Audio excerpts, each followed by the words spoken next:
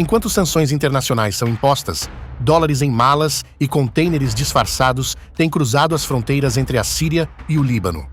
Rotas aéreas e marítimas estão sendo ajustadas para sustentar uma das maiores forças militares não estatais do mundo, o Hezbollah. Esse grupo é financiado com centenas de milhões de dólares por ano, utiliza armas contrabandeadas em voos comerciais e opera uma rede de tráfico que desafia até as maiores potências militares. Isso o torna um dos principais protagonistas nos conflitos que moldam o Oriente Médio. No entanto, a situação está mudando. Com a queda do regime de Bashar al-Assad na Síria, rotas terrestres foram bloqueadas e o Hezbollah enfrenta ameaças à sua sobrevivência. Como o grupo vai se adaptar? Quais são as novas estratégias do Irã para mantê-lo armado e ativo? Neste vídeo, vamos explorar os bastidores desse intrincado jogo de poder e guerra. Você entenderá como dinheiro, armas e influência continuam a remodelar as dinâmicas e fronteiras do Oriente Médio. Se você gostar do vídeo, curta, comente e inscreva-se no canal. Isso ajuda muito para a continuidade do nosso trabalho. O seu comentário mostrará para o YouTube que este vídeo é relevante e assim ele chegará para mais pessoas. E olha, eu leio todos os comentários, então sem mais demora vamos ao vídeo.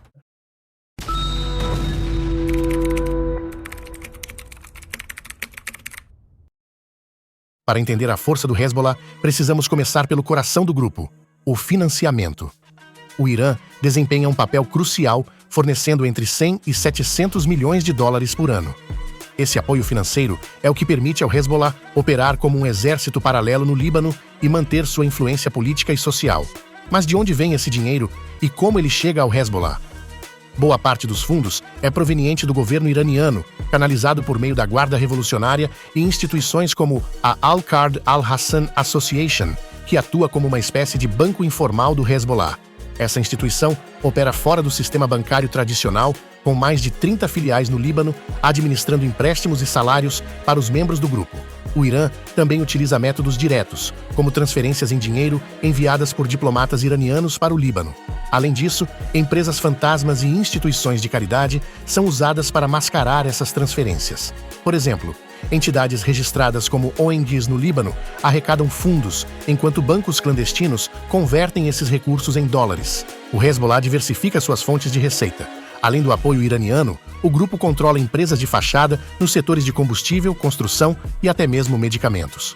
Esses negócios geram lucros que são reinvestidos em suas operações militares e sociais. Parte do financiamento é destinada a programas sociais, como hospitais e escolas.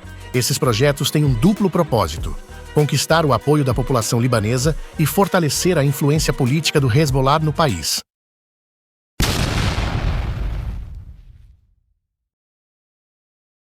Antes do colapso do regime sírio, Bashar al-Assad era um dos maiores aliados do Irã no Oriente Médio. Essa parceria foi essencial para a construção de uma rede de transporte de armas ao Hezbollah, consolidando o grupo como uma força militar formidável. Por mar, o Irã utilizava portos estratégicos na Síria, como Latáquia e Banias. Navios comerciais transportavam armas escondidas em contêineres junto a mercadorias legais, como cimento ou produtos alimentícios. Essa tática, conhecida como carga mista, tornava extremamente difícil detectar os carregamentos reais. Uma vez descarregadas, as armas eram enviadas por terra ao Líbano. Outra rota crucial era pelo ar. Voos comerciais e militares aterrissavam no Aeroporto Internacional de Damasco, trazendo armamentos escondidos em compartimentos de carga ou bagagens diplomáticas. Empresas aéreas como a Mahan Air foram amplamente utilizadas para transportar sistemas de mísseis, peças de drones e equipamentos de comunicação para o Hezbollah. Por terra, o transporte era feito por caminhões que seguiam rotas bem protegidas, muitas vezes acompanhados por escoltas militares sírias. Esses veículos tinham compartimentos secretos para ocultar as armas, passando por regiões controladas pelo exército de Assad. Áreas como Homs e Kalamun eram pontos estratégicos para armazenar e redistribuir os carregamentos antes de cruzar a fronteira com o Líbano. Além disso, túneis subterrâneos foram construídos ao longo da fronteira sírio-libanesa, permitindo o transporte seguro de armas e munições. Esses túneis eram reforçados para suportar cargas pesadas e protegidos contra bombardeios, garantindo um fluxo constante de suprimentos para o Hezbollah. Essa rede de transporte era cuidadosamente planejada e supervisionada por unidades especiais, como a Unidade 4.400 do Hezbollah, que coordenava cada etapa do processo. Essa unidade trabalhava diretamente com a Guarda Revolucionária Iraniana para garantir que os carregamentos chegassem ao destino final sem interrupções. Um arsenal impressionante que incluía mísseis de longo alcance, drones de vigilância e armas de última geração. Tudo isso permitiu ao Hezbollah desafiar adversários como Israel e consolidar sua posição como a maior força militar não estatal da região.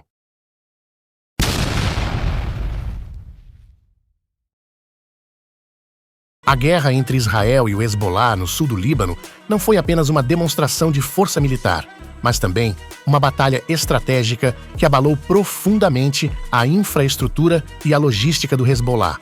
Durante o conflito, Israel intensificou ataques aéreos direcionados às principais infraestruturas do Hezbollah. Depósitos de armas, fábricas de mísseis e rotas de transporte foram severamente danificados. A destruição dessas instalações atrasou a capacidade do Hezbollah de reabastecer seu arsenal de mísseis de longo alcance. Além dos bombardeios, Israel utilizou tecnologias avançadas para desestabilizar a logística do Hezbollah.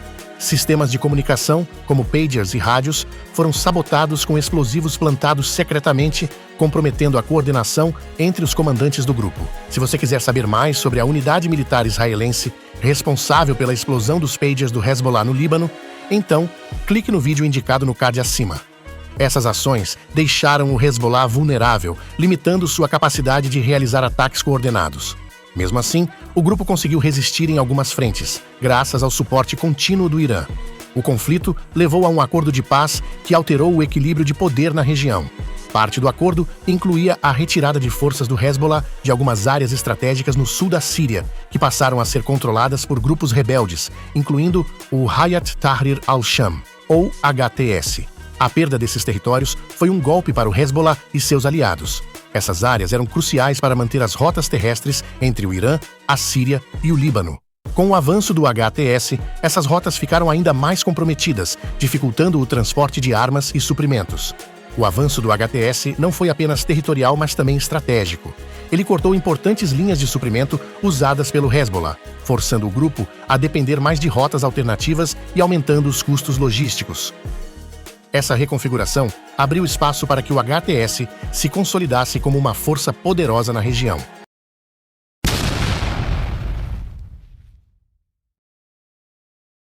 A guerra civil na Síria transformou radicalmente o cenário geopolítico da região. Um dos maiores protagonistas dessa mudança foi o Hayat Tahrir al-Sham, ou HTS, um grupo rebelde que emergiu como uma força dominante no norte da Síria.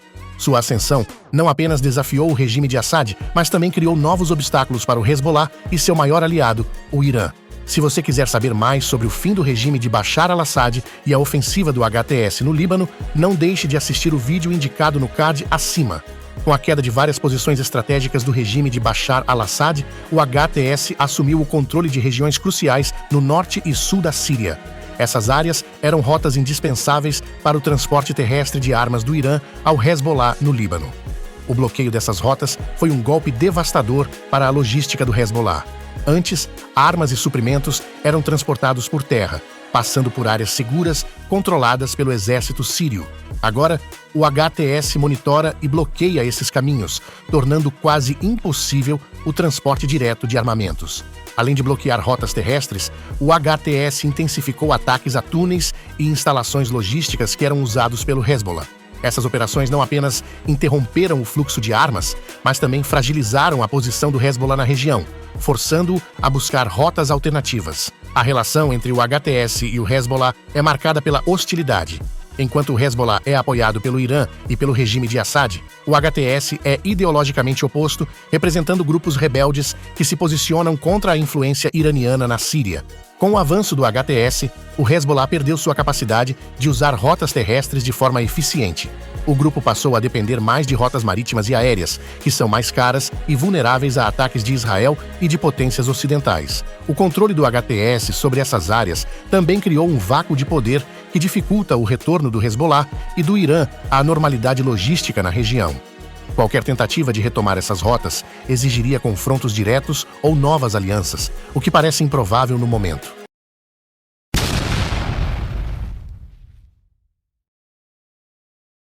A queda de Bashar al-Assad trouxe um impacto devastador à rede logística do Hezbollah. Sem o regime sírio, o grupo perdeu o controle sobre as rotas terrestres que conectavam o Irã ao Líbano. E sem acesso confiável ao Iraque, outra rota potencial, o desafio de manter o fluxo de armamentos e recursos se torna ainda mais complexo. Com as rotas terrestres cortadas, a alternativa mais viável passa a ser o uso intensivo de rotas marítimas. Portos iranianos como Bandar Abbas se tornam pontos estratégicos para o envio de armas. A estratégia? Esconder os armamentos em contêineres disfarçados como cargas comerciais, como produtos alimentícios, cimento ou eletrodomésticos. Esses navios seguirão pelo Golfo Pérsico e pelo Mar Vermelho, chegando a portos no Líbano como Beirute ou Tiro. No entanto, essa rota é repleta de desafios. Ela atravessa áreas patrulhadas por forças ocidentais e israelenses, que têm capacidade para interceptar e inspecionar carregamentos suspeitos. Para evitar essas patrulhas, o Irã pode utilizar táticas como transferências de carga no mar. Navios menores, menos monitorados, podem transportar os armamentos de navios maiores até as costas libanesas. Essas transferências, feitas geralmente à noite e longe de rotas principais, aumentam o risco, mas também dificultam a detecção. Outra alternativa seria o uso de rotas aéreas. Já amplamente utilizada, essa estratégia envolve o transporte de componentes de armamentos em pequenas quantidades, escondidos em cargas de voos comerciais ou cargueiros. Companhias aéreas ligadas ao Irã, como a Mahan Air, têm sido fundamentais nesse processo. Os voos partem de aeroportos iranianos com destino a países aliados ou diretamente ao Líbano.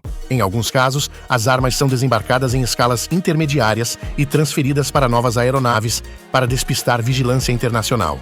Outro recurso utilizado são as bagagens diplomáticas, que possuem imunidade e não podem ser inspecionadas. Esse método permite o transporte de componentes cruciais, como peças para drones ou sistemas de mísseis, com risco mínimo de detecção. No entanto, tanto as rotas marítimas quanto as aéreas apresentam custos operacionais mais altos e maior vulnerabilidade à interceptação. Sem o apoio de rotas terrestres seguras, o Hezbollah enfrentará dificuldades crescentes para manter seu arsenal militar no mesmo nível de antes. Sem Bashar al-Assad, o Hezbollah perde seu maior aliado logístico no Oriente Médio. A transição para rotas marítimas e aéreas, embora viável, limita o fluxo de recursos e aumenta os custos e os riscos. Isso enfraquece não apenas a capacidade militar do grupo, mas também sua posição estratégica no Líbano e na região. Se você deseja entender como o Irã patrocinou e forneceu armas ao Hamas em Gaza antes do ataque de 7 de outubro de 2023, não deixe de assistir ao vídeo indicado. Além disso, estou disponibilizando outro vídeo que explica como o Hezbollah utiliza o Brasil para financiar suas operações e recrutar novos integrantes. Obrigado e até a próxima.